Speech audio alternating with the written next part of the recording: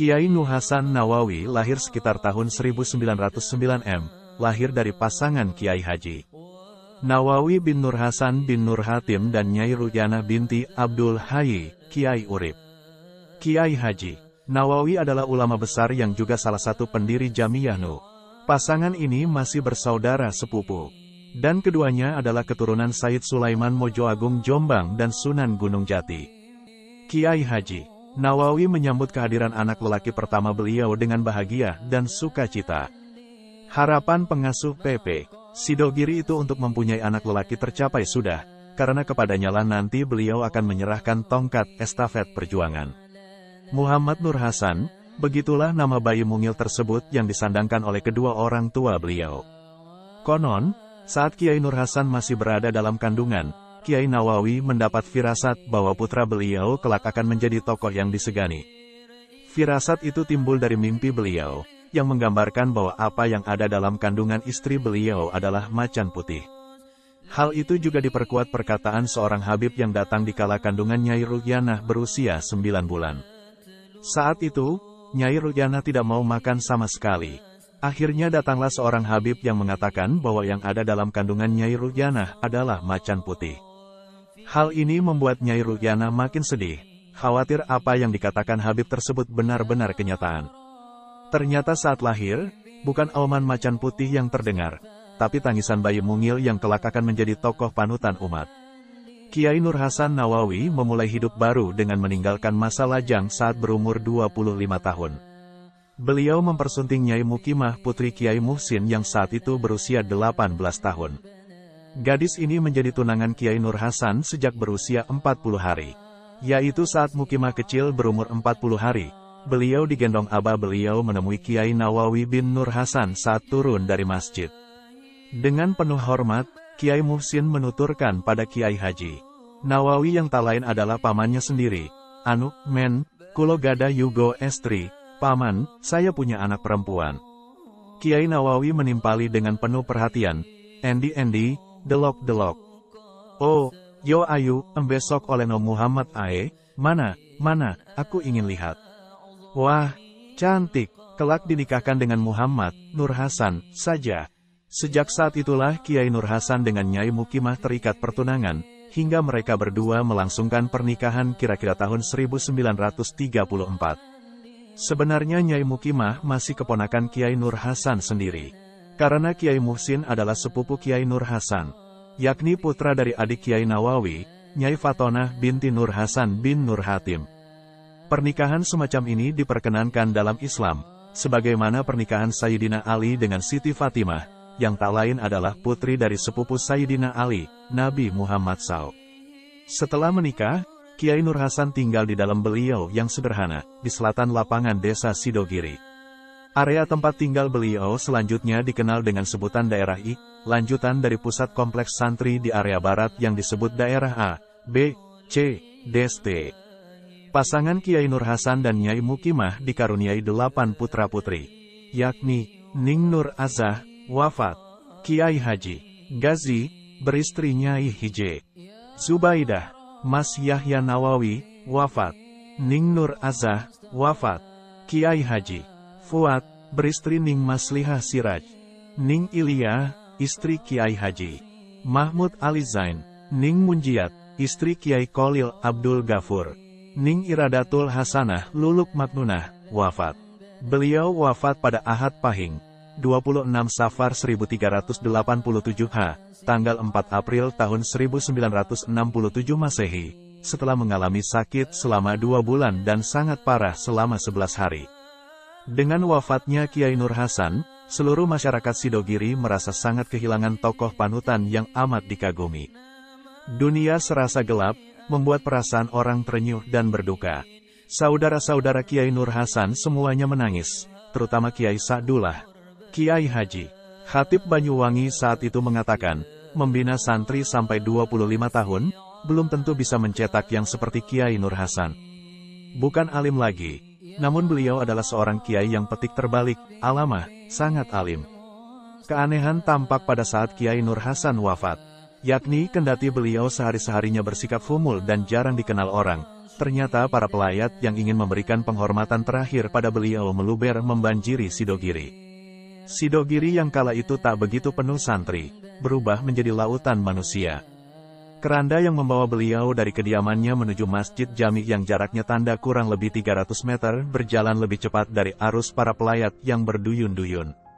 Seakan keranda itu berjalan sendiri di atas kepala manusia. Prosesi penyolatan beliau pun sampai diulang berkali-kali, karena banyaknya orang yang melayat. Namun ada yang lebih aneh saat prosesi penyolatan jenazah beliau, yakni hadirnya 3 habaib yang berasal dari kota berbeda di luar negeri. 1 dari Madinah, 1 dari Makkah dan 1 lagi dari Hadramaut Yaman. Mereka datang bersama rombongan Kiai Hamid Pasuruan, dan menyempatkan diri berpidato setelah dilakukannya salat jenazah, dengan menggunakan bahasa Arab yang diterjemahkan oleh santri yang terkenal alim di masa itu. Dalam pidatonya, Habib dari luar negeri itu bercerita bahwa setiap hari Jumat, mereka bertiga bersama Kiai Nur Hasan melaksanakan salat Jumat di Mekah. Namun 2 Jumat terakhir mereka tak bertemu Kiai Nur Hasan. Mereka merasa sesuatu telah terjadi, sehingga beliau tidak bisa hadir. Akhirnya mereka memutuskan berangkat bersama-sama ke Sidogiri menemui Kiai Nur Hasan. Ternyata selama 2 minggu itu Kiai Nur Hasan benar-benar sakit, yang menyebabkan beliau wafat. Keanehan terjadi pula saat penggalian makam beliau. Bumi yang akan digunakan mengubur jasad beliau sangat sempit. Setelah digali, ternyata di dalamnya ada akar kayu besar yang menghalang. Disitulah keajaiban muncul. Akar yang mengganggu tiba-tiba hilang, dan bumi tambah melebar, seakan mempersilakan Kiai Nur Hasan untuk masuk ke dalam. Kiai Kolil yang dikenal sebagai wali yang melihat kejadian itu mengatakan, "Yo ngene le wali. Beginilah yang terjadi, kalau yang dikebumikan adalah wali." Karama beliau yang paling tampak adalah di hari wafat beliau, yakni dengan banyaknya pelayat yang ingin memberikan penghormatan terakhir. Fenomena ini merupakan bukti nyata dawu beliau pada salah satu santri di saat beliau sakit parah. Di sela-sela sakit yang diderita beliau, Kiai Nur Hasan mengungkapkan bahwa karamah seorang wali bisa dilihat dari kejadian di hari wafat beliau. Ternyata hal itu terbukti pada hari wafat beliau sendiri, dengan membludaknya pelayat yang hadir pada saat itu, padahal beliau tak begitu dikenal. Hal ini adalah suatu tanda kewalian beliau. Sempat belajar di Makkah. Jenjang pendidikan agama yang Kiai Nur Hasan tempuh dimulai dengan berguru langsung pada ayahnya sendiri. Hal itu berlangsung sampai beliau ditinggal wafat ayah beliau. Selain itu, beliau juga pernah berguru pada kedua kakak iparnya, yakni Kiai Haji Abdul Atzim bin Urib dan Kiai Haji Abdul Jalil bin Fatlil. Dan sebagaimana lazimnya ulama dahulu yang kurang sreg jika belum mengaji di Makkah yang merupakan pusat ilmu dan ulama, maka kira-kira berumur 16 tahun, Kiai Nur Hasan melanjutkan pendidikan beliau ke Tanah Suci Makkah. Namun masa belajar beliau tak berlangsung lama, kira-kira 3 tahunan. Selain itu, beliau jalankan sistem pendidikan beliau dengan otodidak. Guru-guru beliau, Kiai Haji Nawawi bin Nur Hasan bin Nur Khotim, ayah Kiai Haji Abdul Atzim bin Urib, Kiai Haji Abdul Jalil bin Fatlil, sang ayah, Kiai Haji Nawawi, tak ingin menyia-nyiakan karunia titipan Allah SWT, sehingga Kiai Nur Hasan kecil diasuh dan dididik langsung oleh beliau. Beliau selalu mengajak Kiai Nur Hasan kecil kemanapun pergi. Kasih sayang Kiai Haji Nawawi membuat Kiai Nur Hasan sulit terpisahkan dari sang ayah. Dan memang di antara putra-putri Kiai Haji Nawawi, hanya Kiai Nur Hasan yang sempat merasakan hidup bersama abah beliau sampai besar. Beliau pula satu-satunya putra Kiai Haji Nawawi yang pernah diajak ibadah haji bersama ke Makkah, ketika berumur belasan tahun, kira-kira umur 11 sampai 12. Kiai Nur Hasan muda menunaikan ibadah haji bersama ayah beliau dengan dituntun saat melakukan tawaf mengelilingi Ka'bah.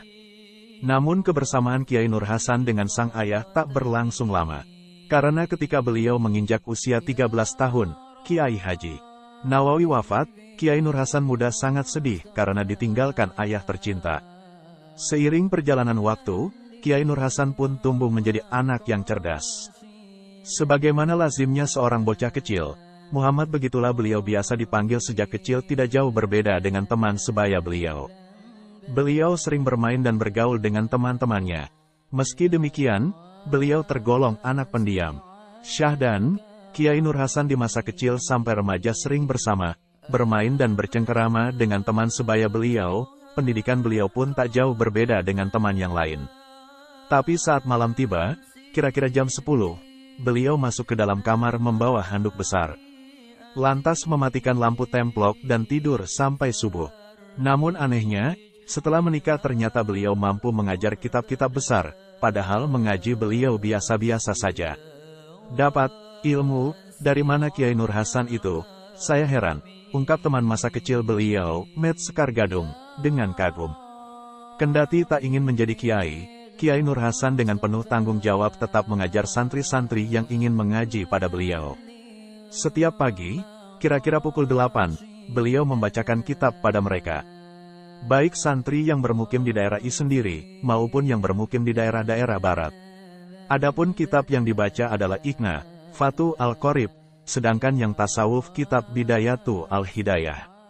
Tak cukup itu, beliau juga menyelenggarakan pengajian kitab setelah salat subuh, zuhur dan asyar bagi santri daerah I dengan kitab-kitab kecil, seperti Safinatu Al-Najah, dan Jurmiyah. Juga Kailani, Kafrawi, dan Mutammimah, yang diikuti oleh Kiai Haji Nawawi Abdul Jalil dan Mas Nawawi Masum. Khusus jam 11 pagi, beliau membacakan kitab Ihya, Ulumi Al-Din, Fatu Al-Muin dan Fatu Al-Wahab untuk para anggota keluarga dan habaib dari Pasuruan. Ketelatenan dan keikhlasan beliau dalam mengajar santri beliau tampak dengan jelas, bagi siapapun yang melihat beliau.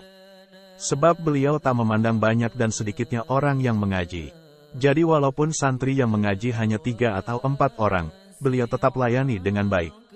Setiap hari beliau seakan tak pernah lelah untuk beramal, utamanya dalam mengajar. Kiai Nur Hasan tidak hanya mengajar kitab, beliau juga mengajar Al-Quran. Setiap selesai salat maghrib, beliau mengajar Al-Quran pada santri-santri beliau. Caranya dengan bergilir satu persatu maju ke hadapan beliau. Beliau membacakan terlebih dahulu, lalu menyuruh santri yang mendapat giliran untuk membaca. Hal itu terus bergilir sampai selesai. Dorongan sifat humul, low profile, dan rasa tak ingin menampakkan diri yang dimiliki, rupanya memaksa Kiai Nur Hasan setelah menikah, untuk memilih berpisah dari keramaian santri dan suasana pondok. Tepatnya di selatan lapangan desa Sidogiri. Di dalamnya itu, beliau mengadakan pengajian pada orang kampung setiap malam Selasa dan malam Jumat. Selain itu, setiap malamnya beliau juga mengaji Al-Quran pada anggota keluarga beliau. Hingga akhirnya, sekitar tahun 50-an, datang 2 orang bersaudara dari Magelang, Jawa Tengah bernama Mas Nawawi dan Abdul Ghafur. Keduanya berkelana, berjalan dari Jawa Tengah tanpa tujuan sampai ke Pasuruan. Mendengar kesohoran Kiai Hamid Pasuruan, keduanya sowan pada beliau dan bermaksud mondok sekaligus menjadi khadam, karena mereka tak punya biaya. Namun oleh Kiai Hamid keduanya disuruh ke Sidogiri, untuk berguru pada Kiai Nur Hasan Nawawi. Karena taraf ekonomi Kiai Nur Hasan juga bisa dibilang miskin, beliau tak bisa menanggung keduanya. Maka dari itu, kedua santri Kiai Nur Hasan ini kalau malam mengaji pada beliau, dan siangnya bekerja sebagai pandai besi, membuat alat pertanian seperti arit, pacul, lempak, desbe. Dengan hasil yang sedikit itu, mereka berdua membiayai hidupnya sendiri. Bermula dari 2 santri tersebut, lama-kelamaan banyak santri yang ngalong, mengaji dari rumah masing-masing, pada Kiai Nur Hasan, sehingga Kiai Kolil mendirikan sebuah langgar kecil Klenengan. Yakni langgar yang separuh bagian bawahnya berbahan batu bata, dan bagian atasnya terbuat dari gedek, anyaman bambu. Seiring perjalanan waktu, santri beliau makin hari makin bertambah. Langgar yang semula terbuat dari anyaman bambu terpaksa dipugar dan diganti bangunan tembok. Lalu dilengkapi dengan 2 pondokan yang terbuat dari anyaman bambu di depan bagian utara langgar, tepat di bawah pohon mangga. Santri beliau yang menetap hanya berkisar 5-10 orang, yang beralaskan kelaras, daun pohon pisang yang sudah kering. Namun pada akhirnya, santri yang menetap mulai berdatangan, di antaranya dari desa Karangpandan, Kepuh, Kobanjoyo, Kejayan, Desbe, hingga santri beliau mencapai kira-kira 40-an. Sesuai instruksi dari Kiai Sa'dullah, yang ketika itu menjabat Ketua Umum PP Sidogiri, bekas daerah A yang akan dipugar menjadi bangunan tembok 2 tingkat yang berupa cangkruk dari kayu dipindah ke daerah I, Wis Delen Endikang, Met Ae, ungkap beliau pada sebagian pengurus. Maka resmilah mereka memindah kamar cangkrukan itu, dan diletakkan berjejer dari barat ke timur menghadap selatan. Sedangkan bangunan daerah I bagian timur yang menghadap ke barat sekarang, adalah hasil pembangunan Kiai Nur Hasan melalui dana yang dikumpulkan dari hasil, mengisi, pecut dan rotan, penjalin, dengan ilmu tenaga dalam di masa meletusnya Gestapo PKI. Namun belum sampai ditempati, Kiai Nur Hasan terlebih dahulu pulang ke Rahmatullah. Sebagai seorang ayah sekaligus pemimpin keluarga, sikap Kiai Nur Hasan terhadap istri dan putra-putri beliau sangat perhatian dan penuh kasih sayang. Kesabaran dan ketelatenan beliau dalam mendidik keluarga beliau untuk selalu tawakal dan sabar, adalah potret dari keluarga sakinah. Semua itu tercermin dari sikap keseharian beliau yang supel dan penuh perhatian. Bahkan beliau menggendong sendiri putra-putri beliau, dan tidak pernah memarahi mereka atau mengikat dengan aturan yang berat. Beliau memberi mereka kebebasan, asalkan tidak bertentangan dengan syara, mereka beliau biarkan. Rupanya, penekanan yang beliau lakukan dalam hal pendidikan adalah dengan bentuk aplikatif. Terbukti, kewajiban memakai hijab, baca, kerudung, bagi orang perempuan betul-betul diterapkan pada semua anggota keluarga beliau yang perempuan. Sampai-sampai santri tidak tahu siapa Nyai dan Ning mereka, karena jarang keluar rumah. Dan untuk mendidik kebiasaan dalam beribadah, beliau sering mengajak putra beliau pergi melaksanakan salat jamaah. Bahkan ada putra beliau yang sering diajak Jumatan, meski masih belum mukalaf, belum balik. Pendidikan seperti inilah yang paling efektif dalam membangun karakter yang penuh dengan kesopanan, sesuai yang digambarkan dalam adagium Arab, lisanu al-hal afsahu min lisani al-makol. Perbuatan jauh lebih berpengaruh daripada perkataan. Kiai Nur Hasan juga tak pernah bosan menemani putra-putri beliau untuk sekedar mendongeng tentang para nabi dan para sahabat, di saat mereka menjelang tidur. Perhatian dan kasih sayang Kiai Nur Hasan pada anak kecil sangat nampak, seakan-akan beliau bukanlah seorang kiai besar yang disegani. Tak jarang beliau mengajak mayoran, makan bersama dalam satu wadah ala pesantren, dengan anak-anak kecil yang mengaji pada beliau. Dan ketika tiba musim layangan, yang merupakan kesenangan anak kecil, beliau sering menemani mereka dan memberikan arahan. Dan kesabaran Kiai Nur Hasan pada anak kecil tak diragukan lagi. Beliau pernah menyuruh Mas Haudi keponakan Nyai Mukimah yang tinggal serumah dengan beliau untuk membeli rokok eceran, sekaligus disuruh membeli minyak gas oleh Nyai.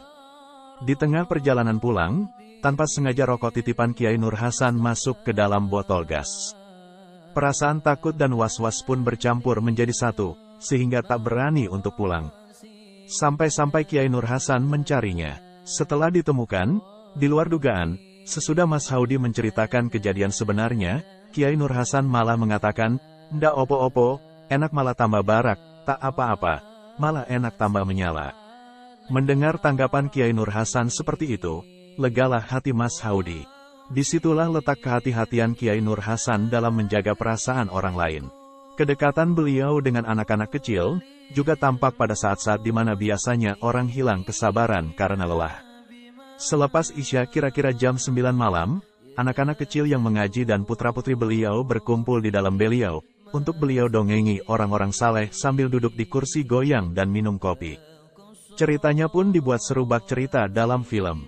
Untuk membuat penasaran mereka, beliau atur ceritanya dengan sistem bersambung tiap malam. Kendati dalam keseharian beliau Kiai Nur Hasan terkesan pendiam, tapi hubungan beliau dengan keluarga sangat akrab. Beliau sering berkunjung ke rumah adik-adik beliau setiap ada kesempatan. Setiap selesai halat Jumat, Kiai Nur Hasan tidak langsung pulang ke dalam beliau, tetapi masih menyempatkan diri untuk silaturahim ke rumah saudara-saudara beliau. Hal itu beliau lakukan setelah pulang dari pesarean, makam leluhur. Nyai Gondang, Ibu Kasadullah Nawawi, adalah orang pertama yang beliau sambangi. Karena beliaulah satu-satunya ibu Kiai Nur Hasan yang masih hidup. Setelah itu, Kiai Nur Hasan meneruskan ke dalam Nyai Fatimah, kakak perempuan beliau, di timur dalam Kiai Sa'dullah.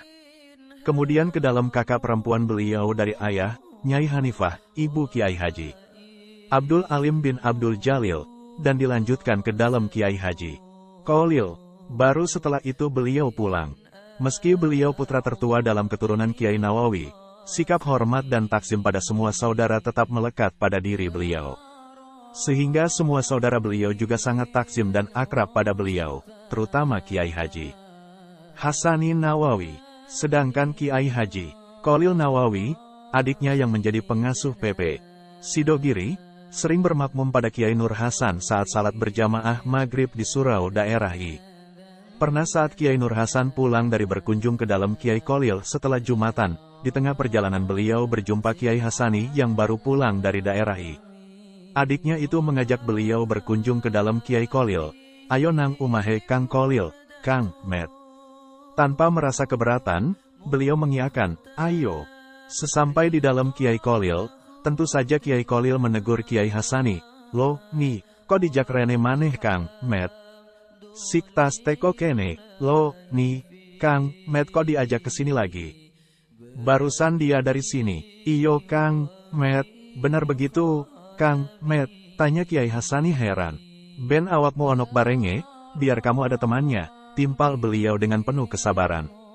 Sikap Kiai Nur Hasan yang tertutup dan tak banyak bicara itu, tidak menjadikan beliau selalu mengurung diri di rumah. Tetapi beliau juga sering bergaul dengan masyarakat sekitar pesantren.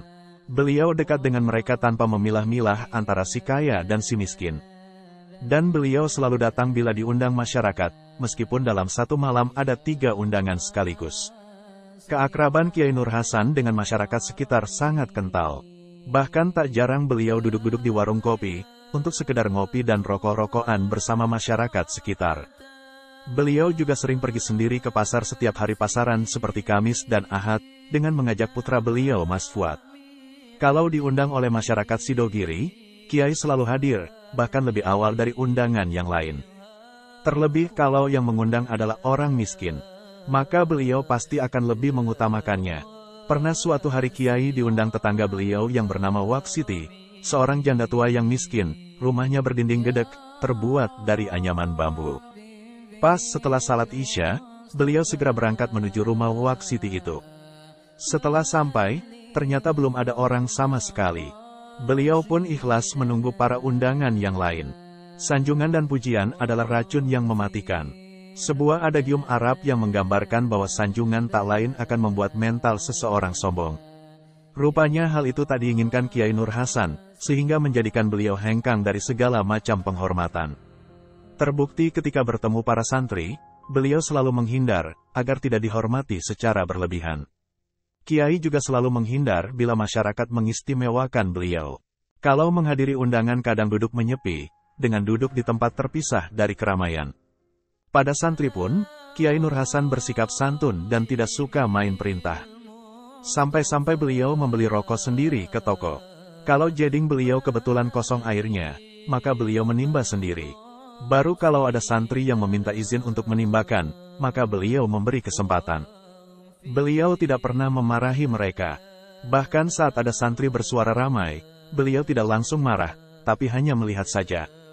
Selain itu, Kiai Nur Hasan selalu memakai bahasa yang halus, Jawa, bosok, saat berkomunikasi dengan santri-santri beliau. Ada tanda menarik untuk santri beliau yang ingin mengaji. Biasanya, jika akan memulai pengajian pagi, beliau membuka jendela rumahnya. Nah, bila melihat jendela telah terbuka, santri yang ingin mengaji pun bersiap-siap. Sebaliknya, kalau jendela masih tertutup, mereka menunggu di daerah. Kiai Nur Hasan istiqamah mengimami salat berjamaah 5 waktu di surau daerah I, depan rumah beliau. Dan peserta jamaahnya bukan hanya dari kalangan santri, anak-anak kampung pun turut salat di belakang Kiai. Ada cerita lucu seputar jamaah itu. Suatu hari, diadakan pertandingan sepak bola di lapangan desa Sidogiri, yang kebetulan berada tepat di utara daerah I, di seberang jalan raya. Tentu saja peserta jamaah ingin segera menonton pertandingan tersebut, tapi mereka harus salat asar dulu. Kiai Nur Hasan sudah tahu gelagat itu, akhirnya beliau mengakhirkan jamaah asarnya. Santri-santri dan anak kampung pun mengintip-intip ke lapangan, sambil menunggu Kiai Nur Hasan dengan harap-harap cemas. Namun Kiai tetap menunda-nunda untuk keluar dari dalam. Beliau mengungkapkan hal itu, "Lak sembahyang tah, penting no. Mestinya salat yang diutamakan." Ketika melihat santrinya beralaskan kelaras, daun pisang yang kering, beliau mengambil sebuah tikar dan memberikannya pada santri tersebut. Dan jika Kiai Nur Hasan pulang dari undangan, berkatnya diberikan pada santri beliau. Hal ini menggambarkan kesabaran beliau dalam mendidik, dan kasih sayang beliau pada semua santrinya.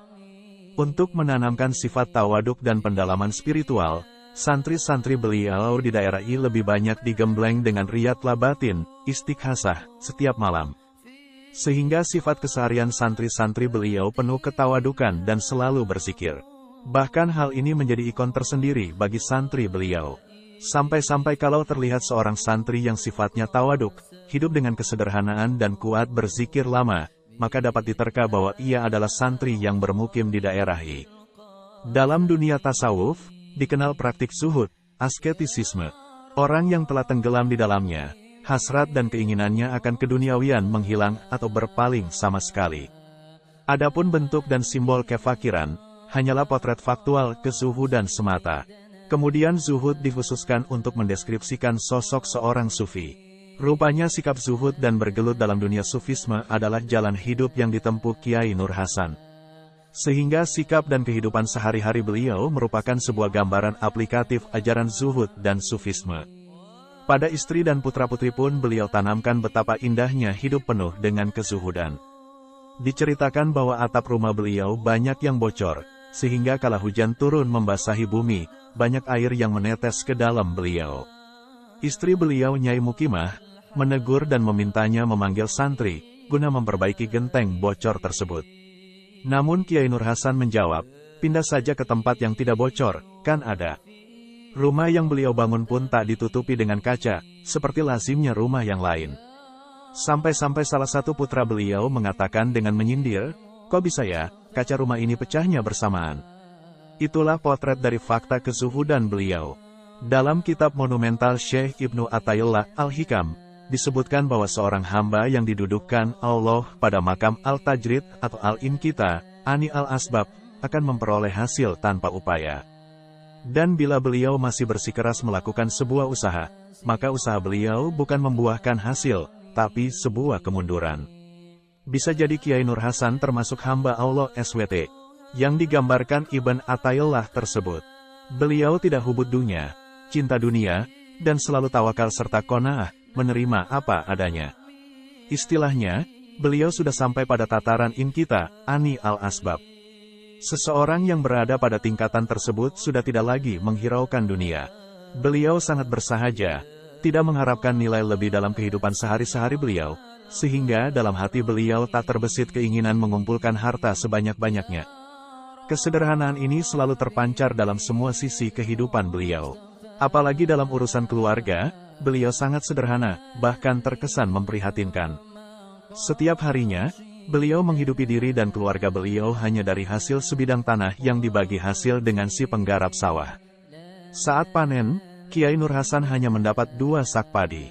Dengan hasil seminim itu, beliau harus mencukupi makan keluarga beliau 1 tahun. Agar beras yang tersedia dapat mencukupi semua anggota keluarga, beras yang seharusnya ditanak menjadi nasi, oleh beliau malah dijadikan jenang.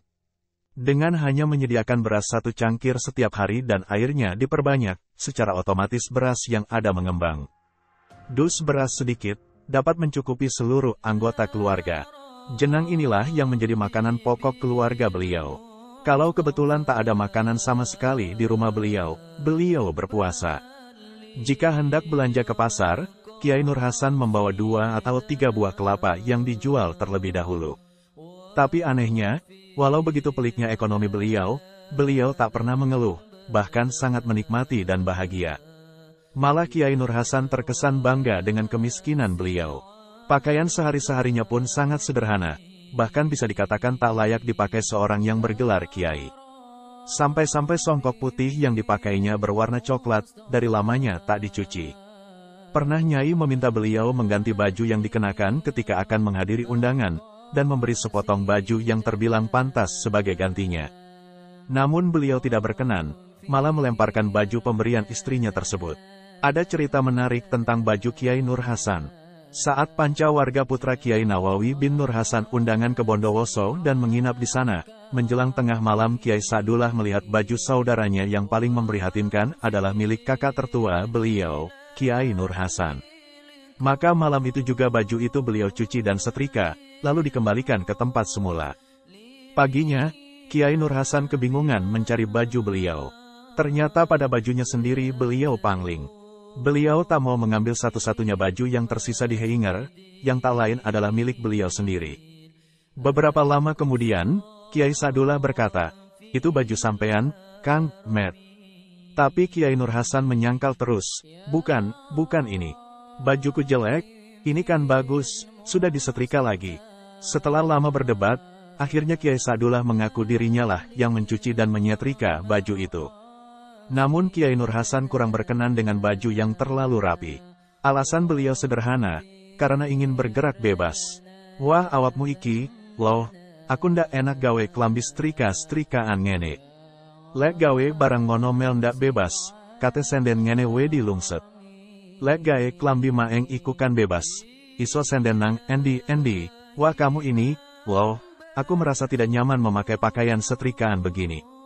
Kalau memakai pakaian setrikaan, malah tidak bebas. Mau bersandar, takut kusut. Kalau baju bukan setrikaan, bebas. Bisa bersandar di mana saja," ungkap beliau. Semua itu cerminan kesederhanaan beliau. Segala tindak tanduk Kiai Nur Hasan adalah manifestasi dari kesabaran beliau. Pernah suatu ketika beliau membuka peti milik beliau, ternyata dalam peti itu ada ular yang langsung menggigit tangan beliau. Berbagai macam obat sudah dicoba, tapi tak juga membuahkan hasil. Namun meski sepertinya sangat menderita, beliau tidak pernah mengeluh. Juga saat putri beliau meninggal, beliau tak meneteskan air mata sedikit pun. Sikap Kiai Nur Hasan sehari-hari terkesan menyimpan segala atribut kekiaian dan ketokohan dan penuh nuansa kesufian.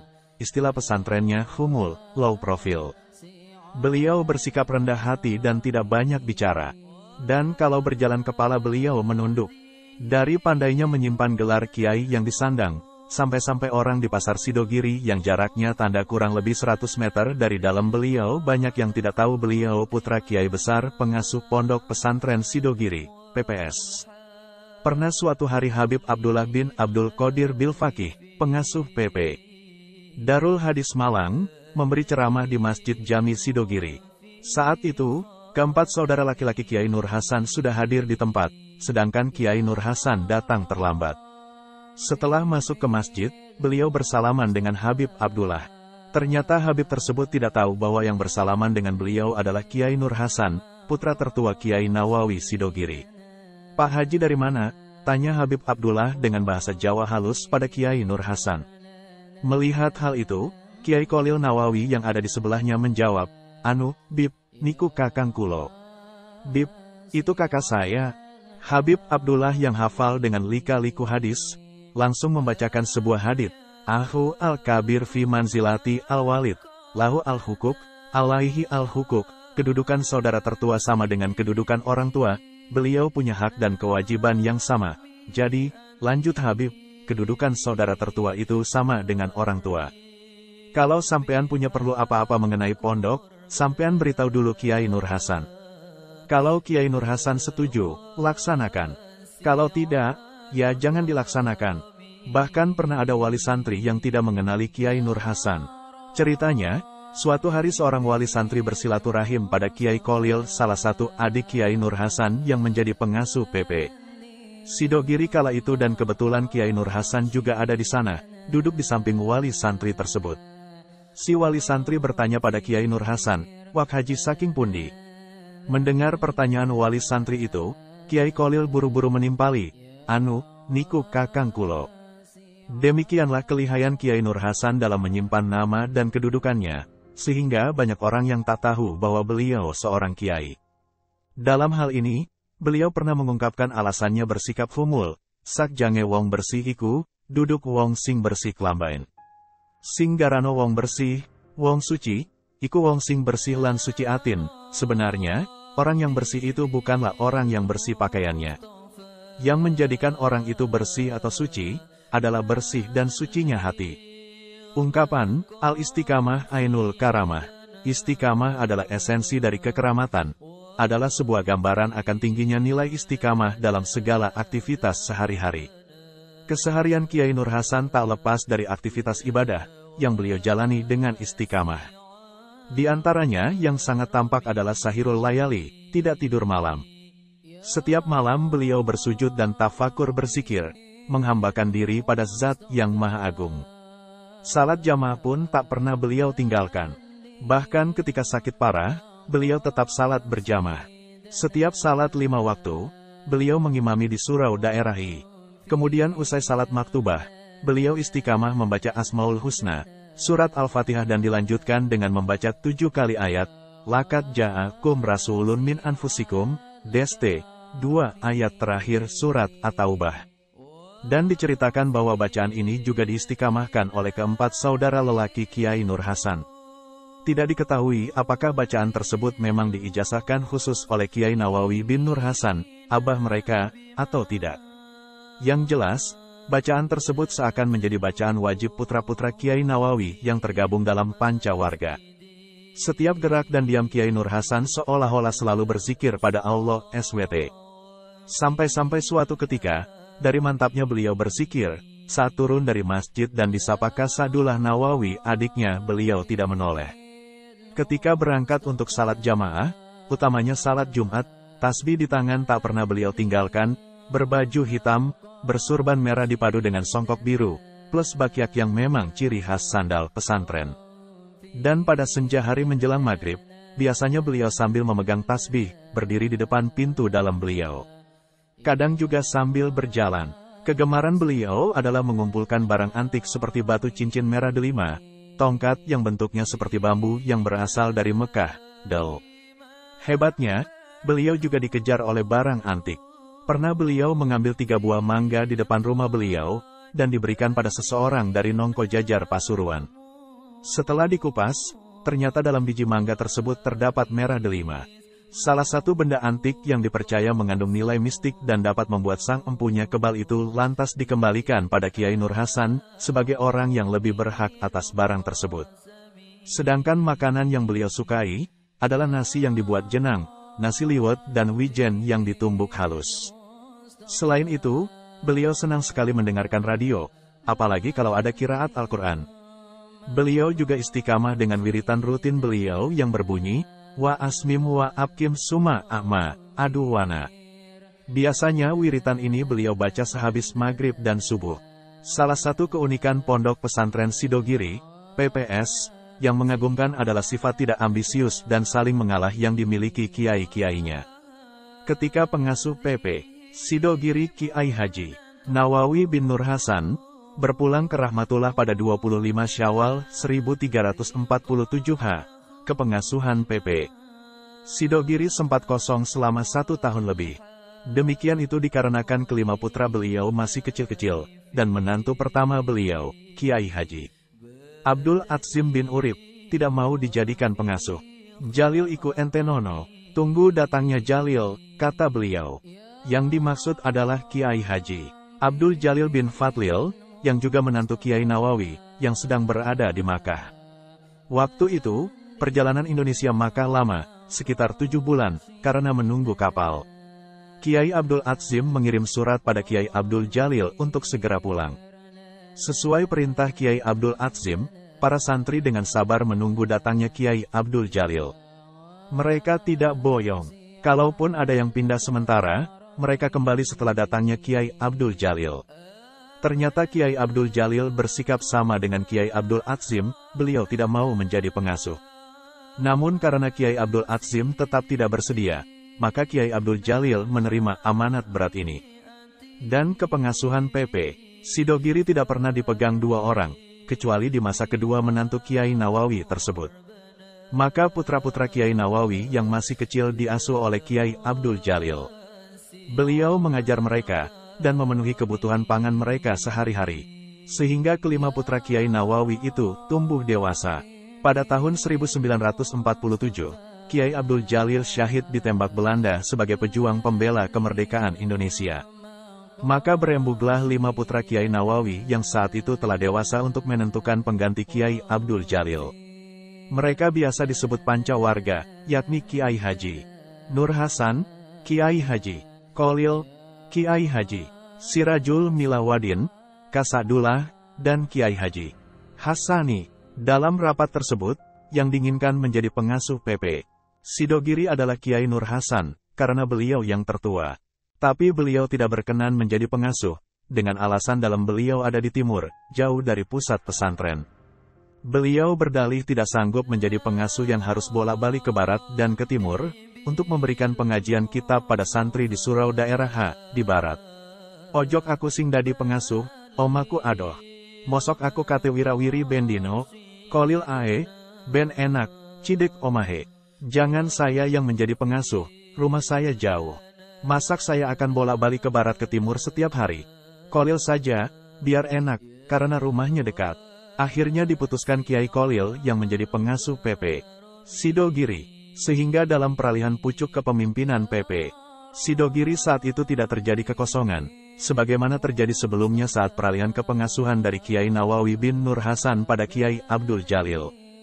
Dan memang setelah Kiai Jalil wafat, Kiai Kolil mendapat isyarah untuk menjadi pengasuh saat sowan pada Kiai Haji Hamim Podo Katon. Saat itu Kiai Hamim mengatakan, Kanjeng Nabi Bintangono. Entah apa artinya, yang jelas ucapan tersebut adalah isyarah untuk menjadi pengasuh.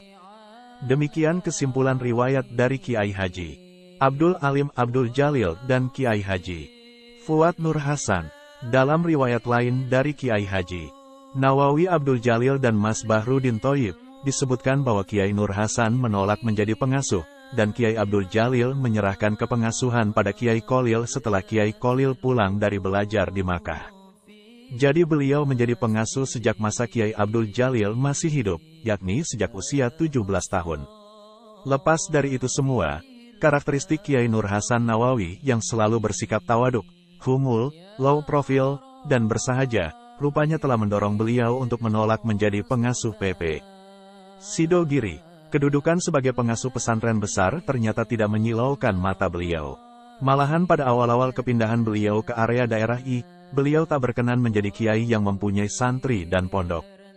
Namun Kasadullah, adiknya, memerintahkan pada santri agar kamar cangkruk daerah A yang dipugar, dipindah ke area dalam Kiai Nur Hasan di timur. Dan Kiai Kolil, adiknya yang menjadi pengasuh PP Sidogiri, mendirikan surau untuk Kiai Nur Hasan di depan dalam beliau. Oleh karena itu, tak berlebihanlah kiranya bila Kiai Nur Hasan disebut sebagai Kiai Sufi tanpa ambisi, atau putra mahkota yang tak mau jadi raja. Suatu sikap yang patut dibuat pelajaran oleh para calon pemimpin. Selain terkenal akan sifat tawaduknya, Kiai Nur Hasan juga termasyhur di kalangan masyarakat luas akan kemampuan beliau mengisi suatu barang dengan kekuatan magis. Pada awalnya, beliau tak dikenal mempunyai kemampuan supranatural seperti itu. Namun belakangan hari, saat meletusnya pemberontakan Partai Komunis Indonesia, PKI, baru beliau dikenal oleh masyarakat luas memiliki kemampuan lebih tersebut. Hal itu berawal dari sebuah kejadian. Suatu hari, saat suasana genting akibat pemberontakan yang dilakukan komplotan PKI dan pembunuhan para ulama, Kiai Nur Hasan membuat pecut dari rotan yang diisi kekuatan tenaga dalam sebanyak 4 buah, lalu diserahkan pada santri yang mendapat giliran jaga. Selang seminggu dari pembuatan pecut itu, ternyata ada 4 orang PKI yang akan menyusup ke Sidogiri dan berencana menyerbu dan menculik Kiai Sidogiri. Sebelum kejadian itu, semua kiai oleh pemerintah diperintah menyetorkan foto. Kiai-kiai Sidogiri pun menyetorkan foto. Keempat PKI itu naik becak dari Warung Dowo dengan membawa kotak besi, dan minta diturunkan di pertigaan Sidogiri. Anehnya, sesampainya di jembatan timur dekat Langgar Wakaf, mereka minta diturunkan di sana, yang saat itu suasananya sangat gelap. Keganjilan ini menimbulkan kecurigaan di benak tukang becak yang mengantarkan mereka, apalagi peti yang dibawa berat sekali. Akhirnya, tukang becak itu meninggalkan mereka dan terus mengayuh becaknya ke Sidogiri. Sesampainya di Sidogiri, ia langsung menuju dalam Kiai Nur Hasan. Di sana ia dijumpai Mas Gazi, putra Kiai Nur Hasan, yang sedang tidur-tiduran di depan dalam sambil dipijat khadam bernama Mas Ansari. Lalu ia menceritakan keganjilan dari keempat penumpangnya tadi pada Mas Gazi. Mendengar penuturan tukang becak itu, Mas Gazi langsung memanggil keamanan daerah I masa itu, yang bernama Mas Muhsin. Mas Muhsin diperintah untuk menggerakkan para santri menggerebek rumah salah seorang yang dicurigai sebagai antek PKI. Sedangkan Mas Ansari menemui Kiai Nur Hasan yang sedang istirahat di dalam beliau. Oleh Kiai Nur Hasan, ia disuruh menemui yang bermukim di barat. Baru sekitar pukul 2 dini hari, para antek PKI tersebut bisa dilumpuhkan setelah melalui perlawanan sengit menggunakan berbagai senjata. Mereka pun digelandang ke sebuah rumah di timur lapangan Sidogiri. Tetapi walaupun tertangkap, mereka tak bisa dibunuh, karena kebal senjata. Akhirnya, melihat keanehan itu, Mas Ghazi menyuruh Mas Ansari mengambil sebuah tongkat milik Kiai Nur Hasan yang ada di dalam. Dengan sekali kibasan, dari tubuh PKI yang dipukul dengan tongkat tersebut, terpercik api dan ia langsung roboh. Walhasil, setelah pemukulan itu, keempat orang itu pun mempan senjata tajam. Akhirnya mereka dihabisi oleh masyarakat setempat. Setelah kejadian itu, nama Kiai Nur Hasan termasyhur. Banyak masyarakat berbondong-bondong datang untuk mengisikan rotan pada beliau, baik dari sekitar Sidogiri maupun dari luar. Bahkan sampai ada tamu dari Malang yang membawa rotan 1 truk penuh, sehingga rotan di dalam beliau menumpuk sampai atap. Walau Kiai Nur Hasan tak menarik upah pada mereka tetap saja memberikan sedikit uang sebagai penghormatan dan rasa terima kasih pada beliau. Akhirnya, hasil uang jazaan itu beliau kumpulkan untuk membangun pemukiman santri daerah I. Bahkan beliau melarang istri beliau mengambil uang tersebut sepeser pun. Ojok ngame, duwe, iku, ngono gawe, pondok, kata Kiai Nur Hasan. Kekuatan Adikudrati Karamah memiliki banyak bentuk, misalnya kemanjuran doa, menempuh perjalanan jauh dalam waktu sesaat, mengetahui masalah gaib yang tak bisa diindra, hadir di beberapa tempat berbeda, Des.B. Yang semuanya dikhususkan pada para wali kekasih Allah SWT. Rupanya Kiai Haji Nur Hasan bin Nawawi adalah salah satu kekasih Allah SWT, yang memiliki kekeramatan semacam itu. Syahdan, ada salah satu tetangga beliau yang rumahnya berada di timur dalam beliau. Mata pencaharian tetangga beliau ini adalah menambal ban di bengkel depan rumah beliau setiap hari. Profesinya itu rupanya melalaikan dia, sampai-sampai setiap harinya tak pernah melaksanakan kewajiban salat 5 waktu. Suatu hari saat berada di bengkel, ia melihat Kiai Nur Hasan berjalan ke utara lapangan Sidogiri. Padahal waktu itu hari Jumat, hari di mana semua umat Islam wajib menunaikan ibadah salat Jumat berjamaah. Apalagi saat itu jarum jam sudah menunjukkan tepat pukul 12 siang. Dalam hatinya, tetangga itu mengatakan, bagaimana Kiai Nur Hasan ini? Orang Jumatan, kok jalan-jalan ke ngempit? Katanya Kiai, kok tidak Jumatan? Selang beberapa lama, suatu keanehan terjadi. Saat semua jamaah Jumat pulang dari masjid di barat pesantren, Kiai Nur Hasan malah ikut pulang bersama mereka. Kejadian itu membingungkan si tetangga, hingga ia bertanya pada salah seorang jamaah, Kiai Nur Hasan itu tidak Jumatan tah? Ternyata jawaban tak terduga yang ia terima, loh, Kiai ada di depan. Tentu saja ia makin keheranan. Maka dengan kejadian tersebut, tetangga Kiai Nur Hasan yang tak pernah salat itu langsung sadar dan merasa bersalah terhadap apa yang selama ini ia lakukan. Akhirnya ia bertaubat dan menjalankan ibadah dengan tekun. Sehingga di akhir hayatnya, ia menjadi hamba yang tekun beribadah demi mencapai husnul khatimah. Kejadian serupa juga pernah terjadi ketika Kiai Nur Hasan diundang ke 2 tempat berbeda dan bersamaan waktunya. Ternyata beliau dapat menghadiri 2 undangan tersebut. Jarak jauh yang harus ditempuh beberapa hari, bagi seseorang yang mempunyai kedudukan wali di sisi Allah, bukanlah hal yang sulit untuk ditempuh cepat dalam sekedip mata. Karena menurut pandangan wali, dunia tak ubahnya lempengan kecil yang bisa dijelajahi hanya dengan 1 langkah. Pernah hal itu diungkapkan sendiri oleh Kiai Nur Hasan pada hadam beliau Mas Ansari, "Lek wali niku, sor, delok jagat kidul bolong, delok jagat wetan bolong, delok jagat lor bolong. Dadi niku dados sak loyang ngoten, le segoro niku sak kemiren jerone." Seorang wali itu, sor, melihat bumi bagian selatan, bolong, melihat bumi bagian timur, bolong, melihat bumi bagian utara, bolong. Jadi, luas bumi itu seakan seperti loyang atau talam besar. Sedangkan dalamnya lautan seolah hanya setinggi mata kaki. Suatu hari Kiai Nur Hasan mengatakan pada hadam beliau, "Saya besok ingin makan ikan lele." Di luar dugaan, ternyata keesokan harinya saat salah satu santri beliau mandi di sungai, di tengah asyiknya mandi ia diloncati ikan lele. Maka ikan lele itu ia berikan pada Kiai Nur Hasan. Dan suatu hari ada Habib dari kota Pasuruan hendak sowan pada Kiai Nur Hasan. Sesampainya di lapangan, Habib itu uluk salam pada Kiai Nur Hasan. Sedangkan Kiai yang berada di dalam, menjawab salam itu. Kata hadam beliau, Kiai menjawab salam sendirian tanpa terlihat ada orang yang beruluk salam. Pengajian kitab Kiai Nur Hasan dibagi menjadi dua bagian. Pertama, beliau mengajar pada anggota keluarga dan habaib dari Pasuruan. Pengajian ini ditempatkan di dalam, pada jam 11 waktu Indonesia Barat. Kitab yang beliau ajarkan pada pengajian tersebut adalah Ihya Ulumuddin, Fathul Al-Muin, dan Fathul Al-Wahhab. Kedua, beliau mengajar kitab pada santri. Untuk pengajian ini, beliau menempatkannya di surau depan dalam, waktunya malam hari. Kitab yang beliau baca untuk santri adalah kitab-kitab kecil, seperti Fathul Al-Qorib, Sulamu Al-Taufik, Del.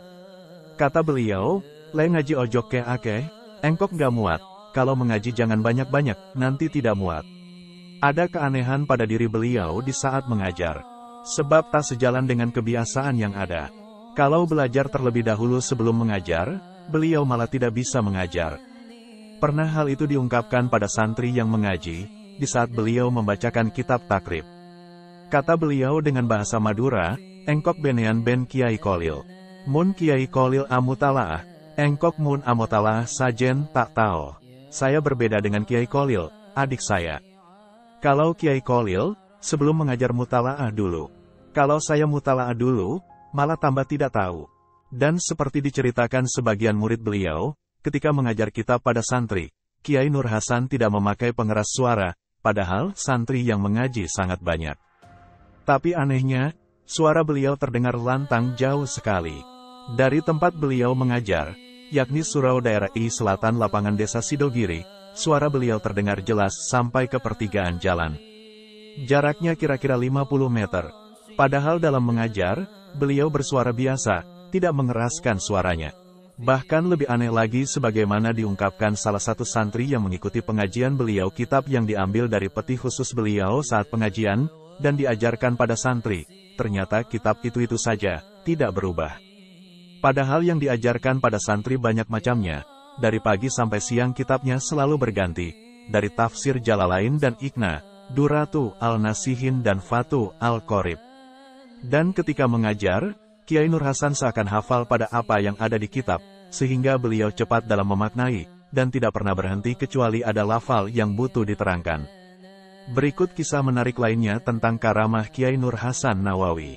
Ada seorang tokoh masyarakat atau tepatnya Kiai, bertamu ke dalam beliau. Tamu itu bercerita bahwa beliau selalu berkunjung ke Makkah setiap hari Jumat, dan Jumat depan beliau berencana ke sana lagi. Kata Kiai Nur Hasan, "Nanti kalau ke Makkah, tolong sampaikan salam saya pada yang ngimami di sana." Maka pada hari Jumat selanjutnya, ceritanya Kiai itu berangkat lagi ke Makkah. Setelah salam salat Jumat, Kiai itu menyampaikan salam yang dipesankan Kiai Nur Hasan. "Syekh, saya menyampaikan salamnya Kiai Nur Hasan bin Nawawi Sidogiri."